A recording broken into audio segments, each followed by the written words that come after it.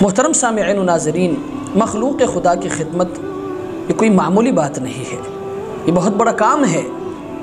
یاد رکھیں، مخلوق کی خدمت یہ دراصل اللہ کی خدمت ہے، اور مخلوق خدا کی خدمت کے ذریعے اللہ کی رضا چاہنا یہ جذبہ ہم سب کے اندر ہونا چاہیے۔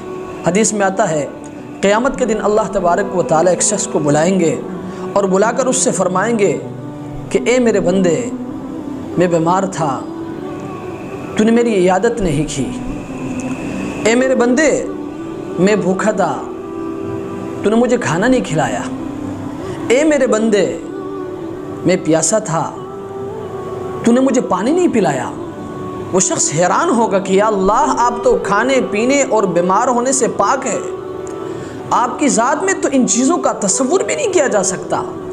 تو اللہ تبارک و تعالیٰ اس شخص سے فرمائیں گے کہ فلاں موقع پر میرا فلاں بندہ وہ بیمار تھا، اگر تو اس کی عیادت کو جاتا تو ایسا ہی ہوتا جیسے تو نے میری عیادت کی، اور فلاں موقع پر میرا فلاں بندہ وہ بھوکا تھا، اگر تو اس کو کھانا کھلاتا تو ایسا ہی ہوتا جیسے تو نے مجھے کھانا کھلایا، اور فلاں موقع پر میرا فلاں بندہ وہ پیاسا تھا، اگر تو اس کو پانی پلاتا تو ایسا ہی ہوتا جیسے تو نے مجھے پانی پلایا۔